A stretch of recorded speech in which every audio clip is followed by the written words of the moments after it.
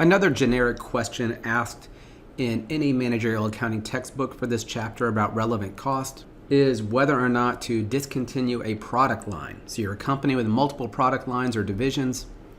Accounting is suggesting that one of the divisions is a money loser, and so it seems obvious on the surface to get rid of that department, but often that would actually be a mistake. So let's think of a simple example before we look at a business setting. Let's assume that you need to get from Greenville up to New York City. So imagine that you are someone who money is important. You don't have a lot of money, but you need to get from Greenville, North Carolina to Richmond, Virginia.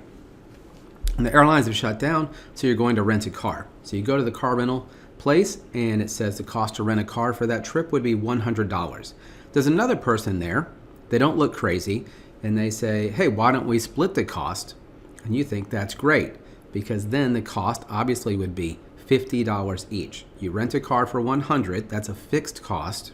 You're both going to be in the car, so you say that'll be $50 each. What if the other person says, I only have $30? Would you be better off financially telling them, then you can't ride in the car, I'm going to go by myself? Or would you be better off saying, that's fine, give me the 30 and we'll still ride together? Which one would you be financially better off? Well, obviously, letting the person go in the car for $30 makes you financially better off, because then your cost went from $100 to $70.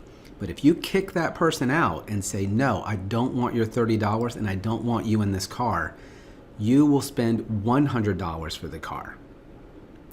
That's the whole idea about getting rid of product lines. You have to ask yourself, are they contributing anything that helps pay for the fixed cost? If they're contributing anything, then keeping them might be better than getting rid of them. So keep that in mind when we look at short exercise 5.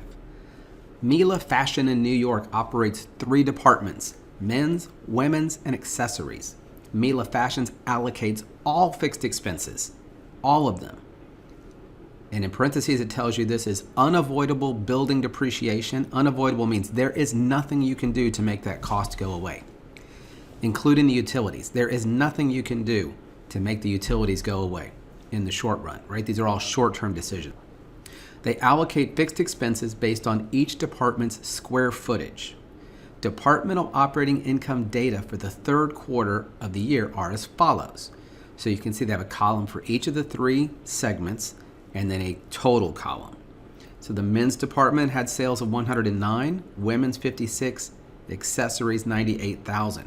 For each department, they calculated variable expenses of that department. Those would be direct expenses to that department. And then there are allocated fixed expenses, the depreciation on the building and the utilities. This suggests that the accessories department is currently losing $17,000. Skipping to the bottom, the store will remain in the same building regardless of whether any of the departments are discontinued. Should Mila Fashion discontinue any of the departments? Give your reason. All right, so thinking back to my example, try to relate it to my analogy of the rental car.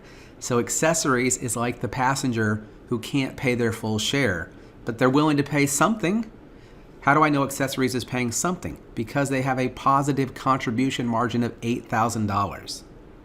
Yes, they're not covering their share of the fixed cost, but they're helping out some. They offered $8,000. So is $8,000 better than 0? Yes. If we get rid of the accessories department, we also lose that $8,000 contribution margin. The $25,000 of fixed expenses that they're currently helping, those don't go away.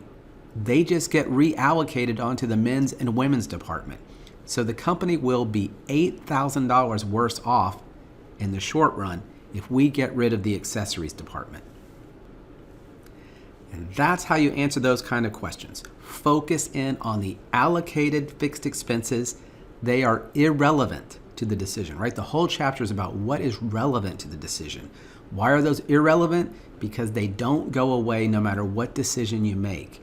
The only expenses that will go away if you get rid of accessories are the $90,000 of variable expenses. Those are relevant, those go away, but so do the $98,000 of sales. And right now, their sales are higher than their variable expenses. So in the short run, you should keep them because they have a positive contribution margin. Again, that's short run. In the long run, we need to either replace accessories with something that can cover its share of the fixed cost, or somehow get accessories to do better. But in the short term, you're better off keeping them until you have a better option.